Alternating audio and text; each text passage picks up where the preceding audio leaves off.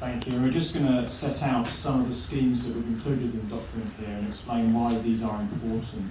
Now, our Transport Forum, so these are the political leaders, leaders of local authorities, businesses, met in Great Yarmouth in June to set out our response to the RIS3 consultation. And it's fair to say there was a significant degree of concern amongst those leaders around the historic underinvestment in our road network.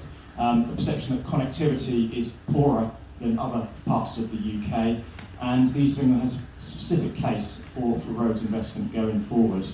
And so what we've set out in our advice here is a number of projects that we deem to be priorities. Firstly, I think we've already talked about the schemes that are left over from RIS1 and RIS2, certainly those along the A47, the A12 as well, from Chelmsford down to the M25. There was urgency around the need to get those in place, considering how long they've been needed for.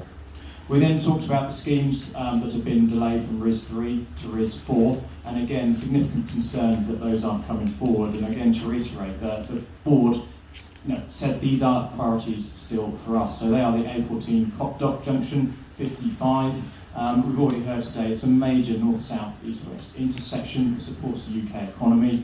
It supports freight, and it's increasingly important for Sizewell C as well.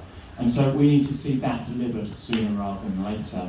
Going a bit further south, the A120 scheme supports east-west connectivity, absolutely fundamental, supporting growth across our region. Our ports say this is incredibly important for resilience, so being able to get from our ports in the east of England to the rest of the UK. Can't rely on just the A14 alone. They need a network that's resilient to be able to rely on, and including within that access to Stansted, important.